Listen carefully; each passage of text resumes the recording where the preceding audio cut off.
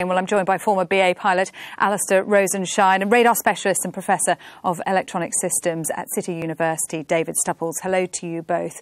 There's a distinct absence of fact in this mystery. That's why we're talking about it as a mystery, isn't it, Alastair? But what do we know for sure about the movements of flight MH370? Well, first of all, we know that the aircraft took off from Kuala Lumpur Airport just after midnight on the 8th of March and started its flight towards Beijing. It's heading here. It is.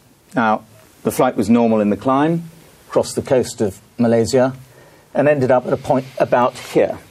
And this is when it starts to get interesting.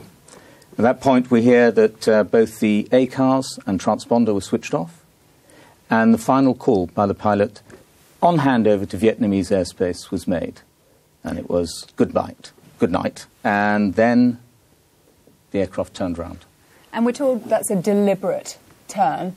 Why are we so sure that that happened, David? Well, the Malaysian military, with its radars in the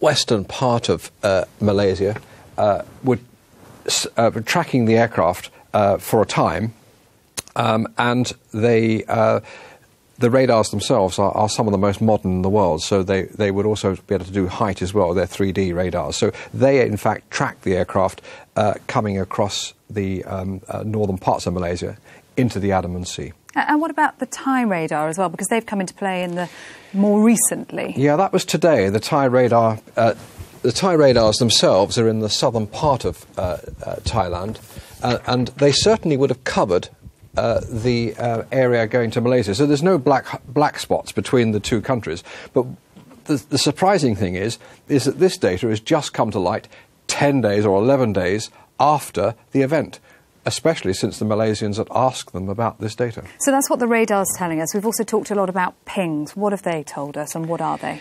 Well, we know that the ACARS was switched off, and we also know that the transponders were switched off. But the satellite communication system, which is on board the aircraft, will still register with the satellite.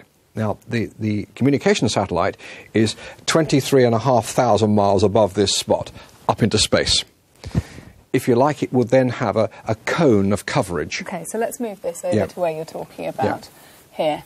So it's about there. But it will then have a cone of coverage which will come all the way south, down towards Antarctica, and all the way north, over to Kazakhstan, north of Afghanistan. So this is what's been talked about as this northern arc, southern arc, or northern corridor and southern corridor. But those are the perimeter points of the cone of coverage from this particular satellite. Now, the pings themselves, because the registration of the communication system on board the aircraft will register with the satellite, it would do that about once an hour.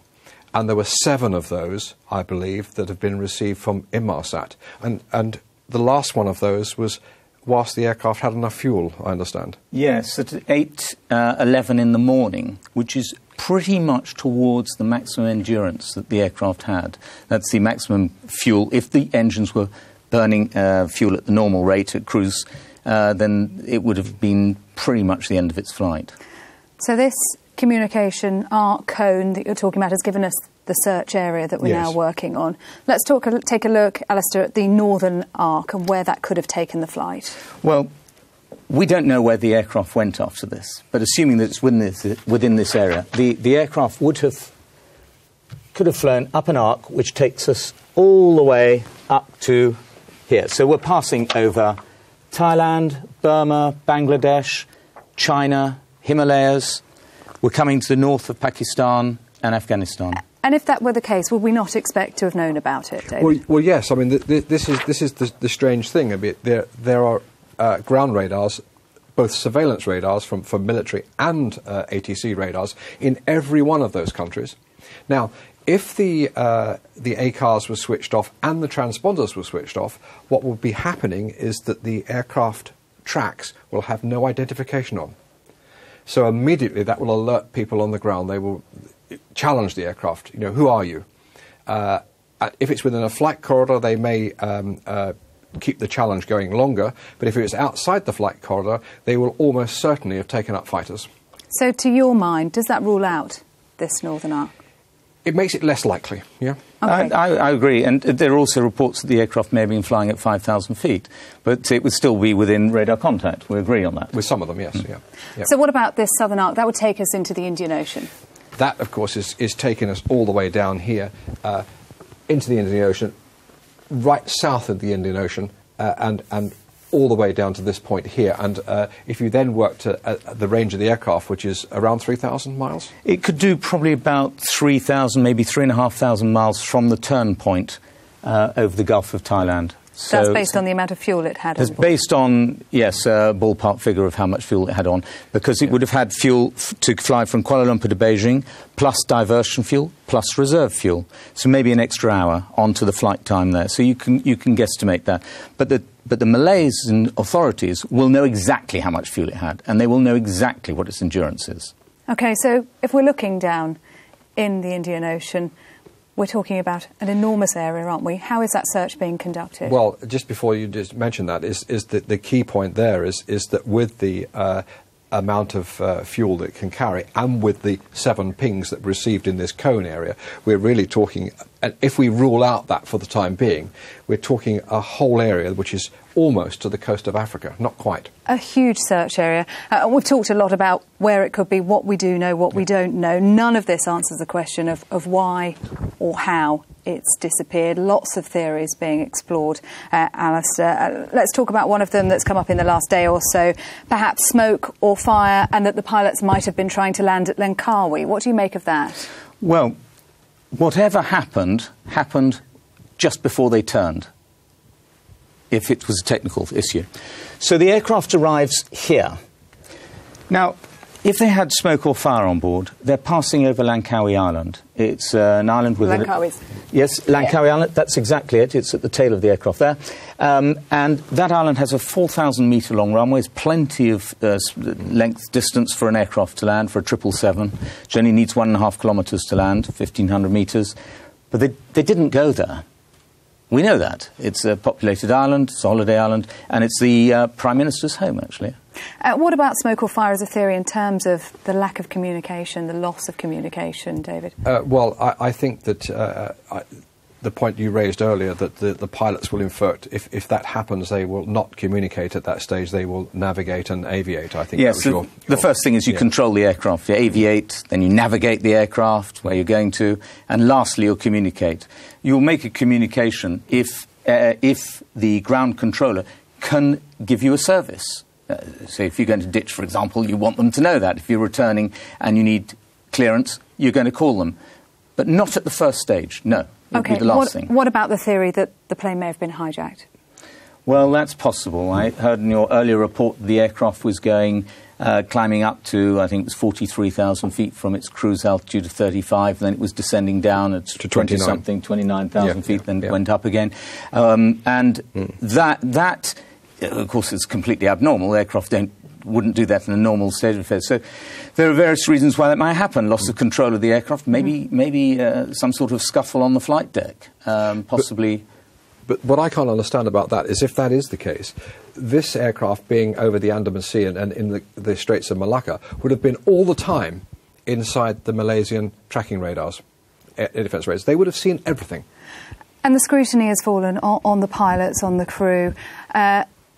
Malaysian authorities saying today the pilot's innocent until proven guilty. But questions have been raised about potential mental health issues. And from your experience as a former pilot, Alastair, I wonder what kind of checks are there in terms of mental capabilities and capacity to fly? Well, they're not really very rigorous. Every 6 months, pilots will have medical. Younger pilots, maybe not quite so often.